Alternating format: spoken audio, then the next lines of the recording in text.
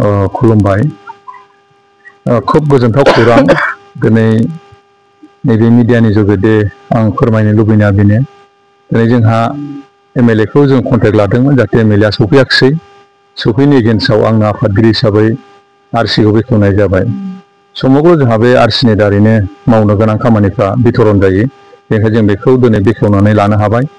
आरो जोंहा 5, 6, 7 सानथामनि हाबाफारिया जानो फैगासिनो दं बेनिखायनो मोजाङै जाफुंलाङो बेखौ आसा मिजिं खालामनानै दिनैनि आरसिखौ बेखेवनाय जाबाय इम्पर्टेन्ट खोथा बियो जेथु राज होनदों राज पुर्णिमा जेथु राजभोगखौ मोनजानांगौबा जोङो नाजानांगोन जुजिनांगोन हास्थायनांगोन बेनिखायनो बै समाव जोंहा श्री कृष्णआ 1600 गप गपनि जाय खोथाखौ जोङो मिथिसवा बुजिसवा समनिफ्राय खोनादोंल' नाथाय बेखौ जोङो कचबिहारावहाय राज पुर्णिमा राजमेला होननानै मिथियोमोन नाथाय बर'फ्रा दिनै पुर्णिमाखौ मानो खुलुमो बिनि गुमुरखौ मिथिया अमाबस्याखौ मानो खुलुमो बिनि मिथिया जोंबो मिथियामोन नाथाय जोंहा बिनि सिगां लोखि फुजा जोंहा 28-29 बोसोर जाबोबाय बिनि उन जोंखौहाय होसोबाय थादों नैबे राज पुर्णिमाया बेनिफ्राय जोङो सिन्था सरसा खालाय दिनै जोङो 10थि खेब खुंनो हाबाय नाथाय खुब गौरबनि बाथ्रा बियो जे क'क्राझार डिस्ट्रिक्टआव जोङो बर' हिसाबै नैबे जियागुरियावल'नो बे राज पुर्णिमाखौ खुंनो हादों आरो दिनै जों 10थि खेबबो खुंनो हाबाय बेनि थाखाय जों गौरब मोनदों आरो बे राज पुर्णिमा खुंनानै जों एसेबाबो मा मोनदों जोङो धोरोमखौ बांसिन गोथौआव हाबनानै मिथिनो मोनदों मानो जोङो बाथौआवबो 16 खुन्थिया गायखायो 1600 गपनि 16 गपनिनि बाथ्रा आरो जोङो बेखौ खुलुमखायो जेरै मोसौ गलियाव जोङो गसाइ लावखार बांग्रा होननानै खुलुमखायो नाथाय बिनि गुमुरखौ जोङो दा लासै सिङाव हाबनानै मिथिबाय जे बेबो सासे इसोर बादि माने खामानि मावनो हानाय शक्ति दं बेहा मोनसे राजभोग जागायजेननाय नैबे राज पुर्णिमा बेनिखायनो बेखौ जोङो गोसो मोदोम जिउ होनानै गामियै खौसेयै बै समाव जोङो 6-7टा गामि ज' नांनानै बानायबाय थादों दाबो जों बिदिनो बानायबाय थादों खोब मोजां आरो जोङो बेखौ समग्र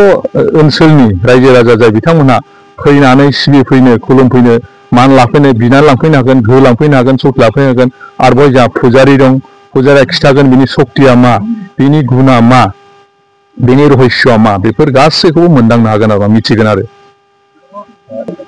रायजो राजानिसिम बेनो खावलायनो लुबैदों जिहेथु जोङो सानथामनि हाबाफारि लादों नालाय जोंहा मोनसेया जाहैबाय जोंहा मोनाबिलि हारिमु बे हारिमु बादायलायनाय दंखायोखा बेखौ जों बोसोरै होबोबाय थादों आरो होलांबाय थागोन लोगोसे जोंहा बेवहाय जोंनि बे बुधबारनिफ्राय जों थिसनबाय ओइ दिननिफ्रायनो जोंहा मोजाङैनो फांसन बादायलायनाया दिनैनिफ्राय जागायगोन आरो किसुमान जोंहा नियम बायदियै जोंहा दखानफोर दङ साहा पानि बायदि रोखोम मोननाय दखानफोर थागोन